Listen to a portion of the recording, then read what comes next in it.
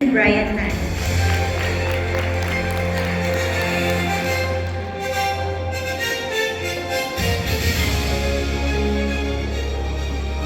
Good morning. Good morning. Good morning. Probably our mitochondria are not yet that active. Okay, so for today, I'll be talking about aesthetic surgery meets regenerative medicine. Yesterday, when I was in front, I was looking at the audience and I thought I was in a church because aesthetic surgeons are one of the most prayerful doctors that I have met. We do the procedure and then after that, Lord, sana po hindi mag-bleed. Sana mag-close. Sana hindi magtihis. We always pray. So, madadalangin ang mga aesthetic surgeons. Okay. So, whenever by the way, this is a sponsored lecture on biogenesis.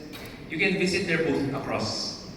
Okay, so this is our old operating room prayer.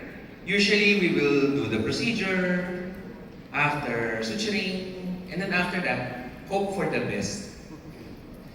But in reality, that is the old way of doing things already. Because if there is a way in order for you to be able to maximize the repair and the recovery of the patient, then we should give it. Right? We should do it. Of course, prayer will always be there. But then again, God helps those who help themselves. And if there are options for us to use, then might as well use them.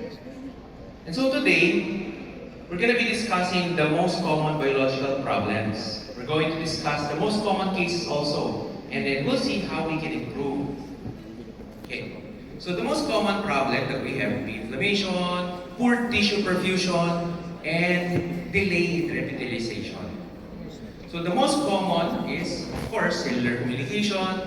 We're waiting for nerve recovery when minsan na-trauma natin, no? So that takes a few months. And yet the patient panics, and when the patient panics, we also get affected. The tissue remodeling on patients. And yet, there are already new tools in the market that we can use to improve our surgical procedures. And so, of course, even though we have these tools, we still need to do our job. If there's a hematoma, we still need to evacuate it. If there's an infection, we still have to treat it. If there's tension or problems with the perfusion, then we still have to do it.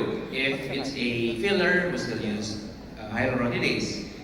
After that, of course, there was a trauma, there was a damage, and that is the time that we can now use our new tools. So based on the authors are Gesketter et al., the Plastic Reconstructive Surgery 2023, he published that the 10 most common problems are the following.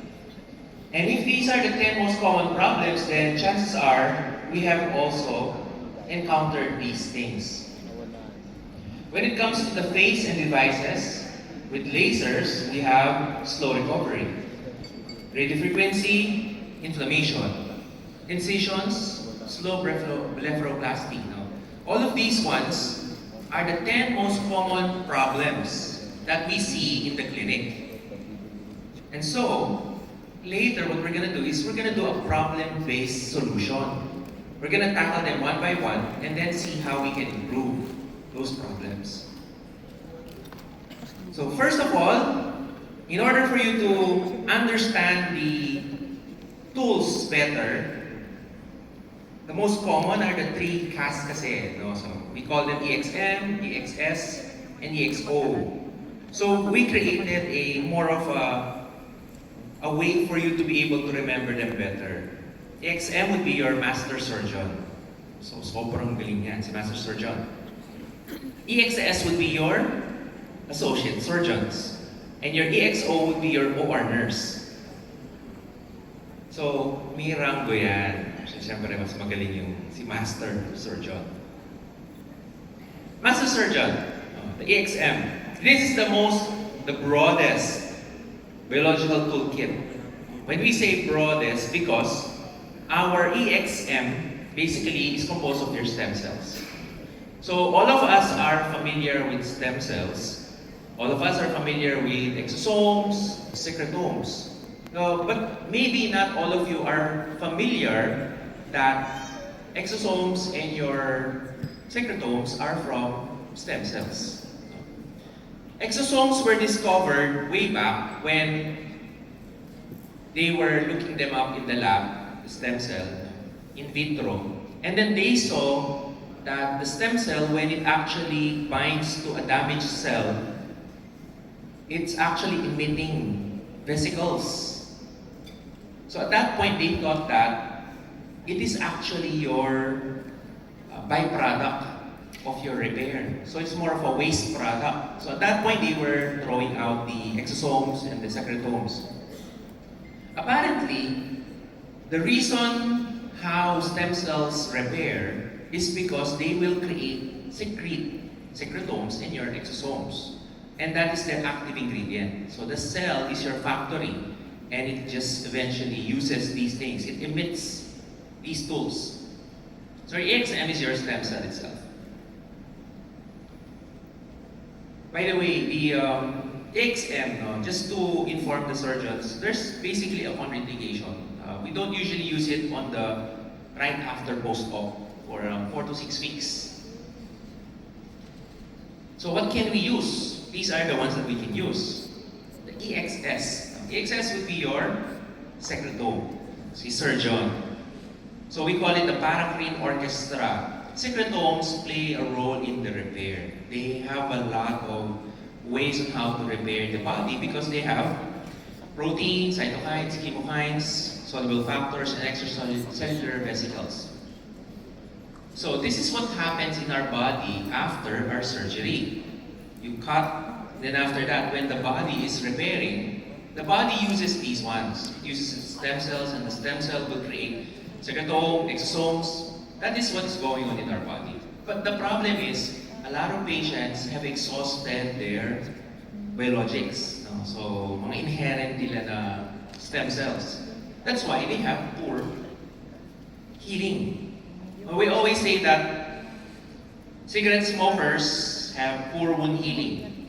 Of course, aside from the nicotine thickening the blood, of course, the smoke also damages the lung cells, and eventually the stem cells are used by the lung, so they get depleted. Also, mga runners, if you have a patient that's very fit pero runner yan, then usually the joints damage. So the stem cells are being used also. So that's why even though fit patients and they're athletic, you might say, bakit may wound healing siya na delayed? It's because of that. EXO is your OR nurse. OR nurse usually gets instructions and siya yung mas specific ng gumagawa ng mga things to do. They also carry proteins, lipids, and nucleic acid signals. So now, si EXO, meron siyang chief OR nurse. This is called si EXO-Elite. EXO-Elite is you're composed of different kinds of exosomes. Meron niyang pang hair, meron niyang pang nerve, for different things. So if a patient has multiple problems, you use your EXO-Elite. And then, ito na, mga by specialty na sila ngayon. So meron tayong si skin OR nurse, si EXO-Skin. If the problem is skin, then you make it now specific. Way back, exosomes were mixed lang. Now, we are now getting more specific with our treatments. You have your exoneural. So mga nerve naman na problems natin, these are the things that we use. Exohair. If it is hair, specifically for hair, then we use this one. It has a very high affinity in repairing the follicles in the scalp. PV Max. When we say PV Max, the PV stands for penile vaginal, and this is for intimate wellness. This is also paired by some doctors with the O shot, P shots. So you can add this one as an adjunct to your treatment or use it on its own. Patients always report of increase in sexual gratification, higher sensitivity, and yeah. Exomove. This is a musculoskeletal nurse. Usually that's the one that we use for your joints because it is mostly composed of chondrocyte-oriented exosomes. Okay, so let's start with our cases. First case natin would be the patient had a laser procedure in your clinic. And yet, after 4 days, nagko-complain yung patient, hindi daw makalabas, hindi daw siya maka-expose masyado dahil nga magapa rin yung mukha niya. So, what is the problem? May erythema, microcrusting, and of course, the patient will always blame the procedure, even though the patient is probably a smoker or may mga ibang medication siya that are slowing the repair. He'll always say, kasi after the procedure. And yet, we also know that we did the same procedure on other patients and they don't have the same problems, right? So it's not you, it's me. It's this one. No? So the question is, based on the ones that we have discussed kanina, which product are we going to use? No, we have the option of giving our stem cells. We have the option of using our secretomes. We have the option of using our exosomes. So, for this case, what are we going to use? Try nyo siyang hulaan in your mind. So you learn. We're going to use exoskin because it's an exosome that is specific for the skin of the patient. So way back, I was using exosomes, but I was using plant-based. And the reason why I was using plant-based is because that was the only thing allowed at that time. And yet we all know that the human exosomes are way much powerful than your plant exosomes. So we use exoskin. If the patient says, "Hindi, gusto ko pa," then you can use your secretome as your second option. So, by the way, these ones, if you'll notice, there are studies at the bottom. No? So we're not basically only guessing which one are we going to use. These are studied, and recommendations are always backed by your, like this one, there's a randomized controlled trial that was done. Second case, RF naman. So RF-based treatments, whether yung mga external RF or the internal RFs that we use for surgicals. So after, the patient was complaining, sabi niya, whether RF microneedling tayo, no, lahat yan, kasama na dyan. So the patient is complaining, "Doc, mabagal yung recovery." They'll always blame again the machine. They'll blame you for what you did. So, which procedure or product are we gonna use for an RF-based? Kanina, for a laser-based, we use skin exosomes, right? But for the RF, what we're gonna use? Try to guess lang sa mind niyo. And then we're going to do the review. We're going to use secretome.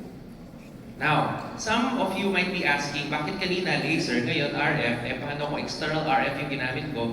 Halos pareho lang din naman. No. Laser, di ba, ang laser natin, more superficial lang naman yan. But the RF, when you use an RF, it looks for the ground. So, radio frequency technology penetrates deeper than your lasers. So, which means that you have a deeper damage of the skin. So, you need something that is broader in its action. And that's your secretome.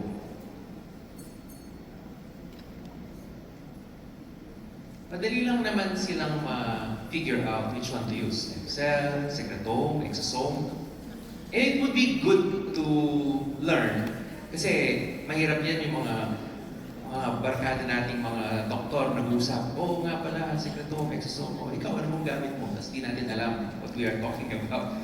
So, it would be good to know, no? So that hindi lang yung, oh, lahat, may stem cell ko lahat yan. Lahat, sinisecretome ko lahat yan. Yes, they're also good, but there are specific products for each indication. Okay, this one naman. Okay, blepharoplasty, one of the most common procedures in the world. Nagawan na siya, and then after that, sabi niya, Dok, di ako tumitingin pababa. Kasi every time tumitingin ako pababa, lumilitaw yung aking scar. Di ako makalabas tuloy. Lahat na lang tumitingin ako pataas. Tataka sila na tinitingin ko sa kisame. So, wala namang problem, walang hematoma, walang anything. But the incision is showing. So now we have surface healing na mabagal. So when it is surface healing, what do we use? Exoskin. It's superficial eh. So sa skin tayo. So you use that one. So after that, you can use it in order for the healing to go faster. Fourth case, rhinoplasty. Okay. So we did a rhinoplasty. And then the tip is cyanotic. Okay, sabi mo, baka vascular occlusion. Okay, inayos mo na yung occlusion, na ayos mo na lahat. And yet, hindi pa rin siya ganun kabilis mag-repair. Siyempre, the tissue lost oxygenation. So you have dead tissue pa rin that will be there. It depends on how long before you do your intervention. Okay, nagkaroon ng problem, you corrected the underlying cause. So what are you going to do now? You need to increase the speed of your repair. Okay, so you have ischemia, inflammation. What are we going to use ngayon? Okay, so rhinoplasty na to. We're going to use the secretome. Why? Kasi nga deeper yung ating issue, deeper yung problem natin. So nagigets nyo na yung pattern, right? So you start to understand which one are you gonna use. O ito naman, facelift. Nag-facelift ka, whether facelift or anything na ginawa mo na surgical, nag-create tayo ng nerve trauma, and if it is not hindi natin nakat ang nerve, pero na-traumatize natin, it's still gonna last 2 months, 6 months on some patients. And for that whole 6 months, kukulitin ka ng pasyente, guguluhin ka ng pasyente. So, wala namang problem sa motor functions. Nerve lang, numb yung patient after the procedure. Ang gagawin natin, magpapastress tayo for 6 months. Right? So, if it is a nerve problem, what are we gonna use? Mas specific na yung issue. Okay. Yeah, so, use your exoneural, which is your nerve, pang-nerve siya ngayon.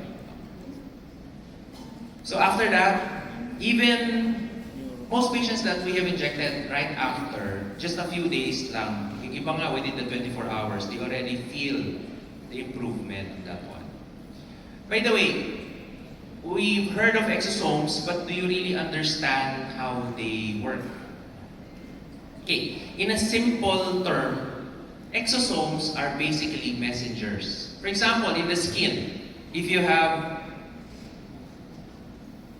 isang old skin tsaka new skin na magkatabi, the old skin will continue to get old kasi nakalimutan na niya how to be young, right? So the exosomes are basically your messengers. They will now go do sa dalawa, and then they will make the two cells communicate. So now the new cell can now teach the old cell how to be young again. So that is how they make the body younger. So they don't just simply create a new cell. No. Secretomes and exosomes are acellular products. They're not cells. So it's only your stem cell that are cells. The two are acellular, secretome and exosome. So that is how they work. They teach They communicate, they help the new cell communicate with the old cell so that old cell can now learn how to be young again. Maaalala niyo ulit. Case number 6. Hair transplant na. Okay.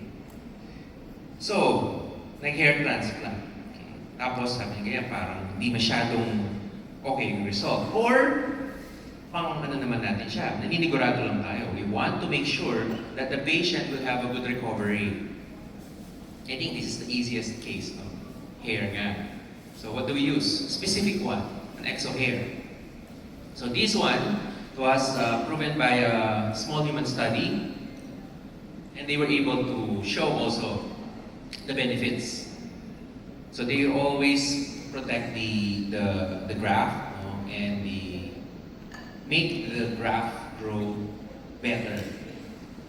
The reason for that is because your blood supply is improved, and again, the same cells ng sa iyong graft, when they will communicate with the cells that are beside them, they will be taught how to grow better. Case number 7. Ito naman, nag-filler ka sa pasyente. And then after mo siyang na-filler, nag-start na nag-ischemic yung ating nose. So syempre, what do? You still have to dissolve your filler if you think that there's a vascular occlusion.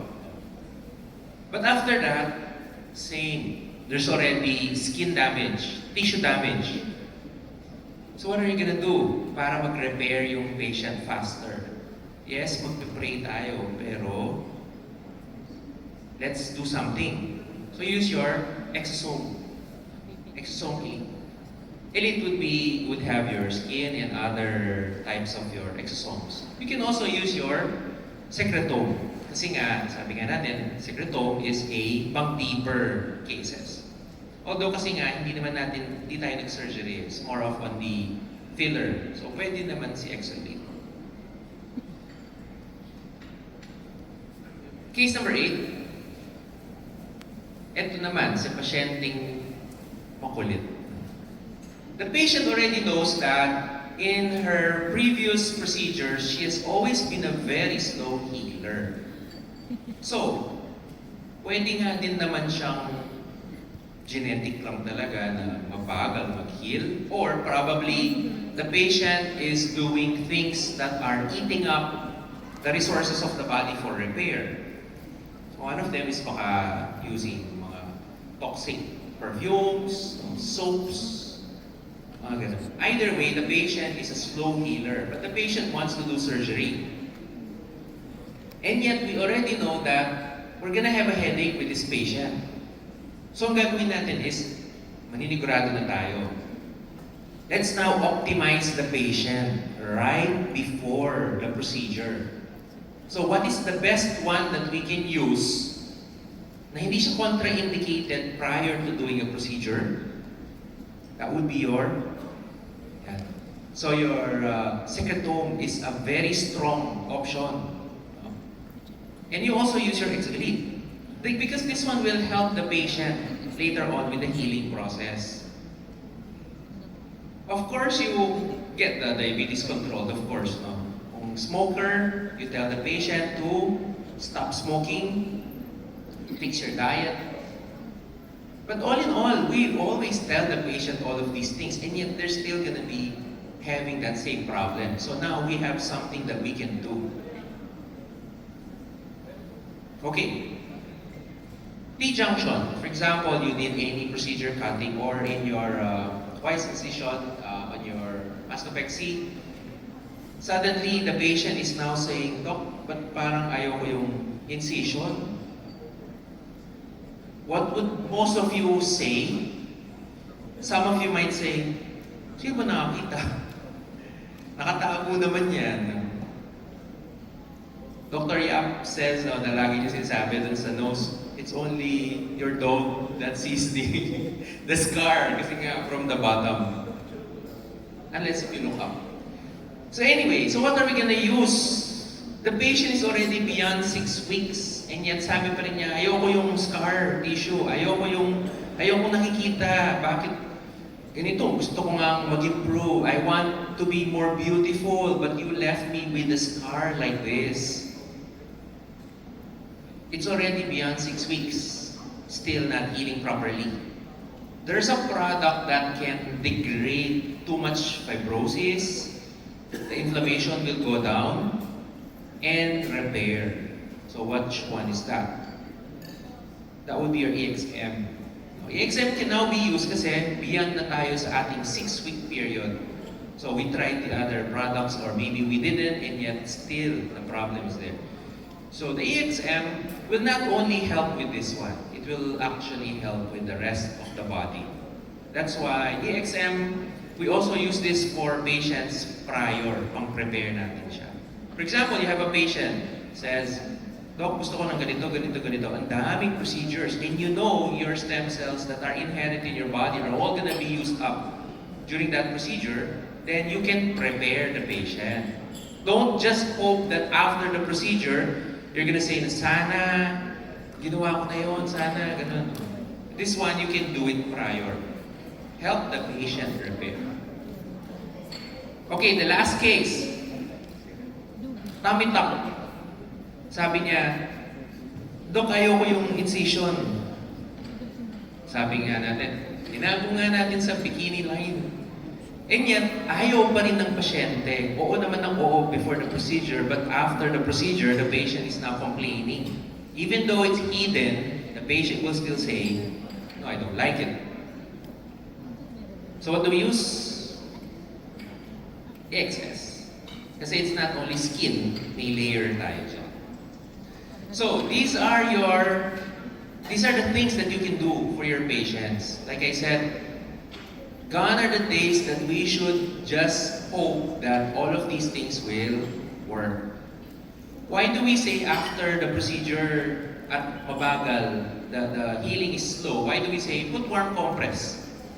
We're saying put warm compress because the heat and the warmth attracts the cells to go to a specific area of our body, right? And what cells are we talking about? These are your stem cells that will eventually create your secretomes and your exosomes. We are telling the patient to do that one, but if the patient's own body is depleted of its own stem cells, then you'll still not have a need. You won't still be able to help the patient. So it's easy, you know. Skin surface, of course, skin. Nerves, yeah.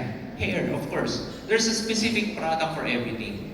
Like they say, there's an app for everything. Now, because of the new technology, there's an exosome for everything. And so with this one, we will now revise our prayer. Kanina, our old operating room prayer is that we're hoping that the body will just repair itself. We're hoping that the body will just heal. Yung ating incision will just close on its own. These are the things that are happening behind the scenes on a microscopic level. And so, we now revise our prayer. You do your technique. You did your best. So there's a problem. Your complications are already addressed. So now, use your biological support so that you now have a way on how to get the repair to be done as best as you can. Now, why do we have to do this? Because we owe our patient the best, right? Of course, syempre, sabi ng nanay natin, we are the best surgeons, right? So, do your best, but you also have to make sure that if you know that there's a biologic product that can help with your patient, why not offer it? Right? The good thing is, if you're gonna offer it to a patient and the patient says, no, I don't want to do that, then the patient cannot blame you anymore because you already offered the solution and yet the patient is the one that doesn't want. If the patient says, okay, I just want this to be resolved faster, whatever you can offer, then I will do it. Then at least now you have your tools. Because way back, all we're gonna be saying is that, no, just wait. Just put the warm compress, everything will be okay. But now, we have a solution. So now the question is, do you want now to go ahead and join basically the integration of regenerative medicine in your practice? This year alone, almost all of the major conventions, I was invited to become a speaker. Because almost all of the conventions now all have regenerative medicine combined. Especially the dermatologic societies. Because they already understand that it's no longer just us waiting. It's now, we want to regenerate the body, to improve. Now, we need to now integrate all of these things in our practice. Okay. Even the country's largest aesthetic surgery chain that I mentioned yesterday is now integrating regenerative medicine in their practice. And they're also going to be forming their own regenerative medicine section. So, are you still going to remain and stay the same, right? I think it's time for us to also join the revolution and integrate regenerative medicine in our practice. Because at the end of the day, no matter how good you are, you will be judged on the output. Right? They will always say, they're not gonna say, ang ganda ng layered suturing ni Doc, ang ganda ng the way niya naalis yung natin. They will always say, but yung scar, ganito. So that is now our solution. We can now integrate regenerative medicine in our practice. And if you want to join the integrative medicine revolution, please join our society, the Philippine Regenerative and Integrative Medical Association. We have a convention on September 24 to 26. If you want to join, you can go to our website and there's a way for you to be a member. And you can be inducted as a new member. And of course, with that one, I would like to thank all of you for your kind attention. If you want a copy of the lecture, please just click on the Viber code and we're gonna upload it. So thank you all for your attention. Good morning. Thank you, Mr. President, for sharing your perspective with us. So that will be our last lecture for the second session.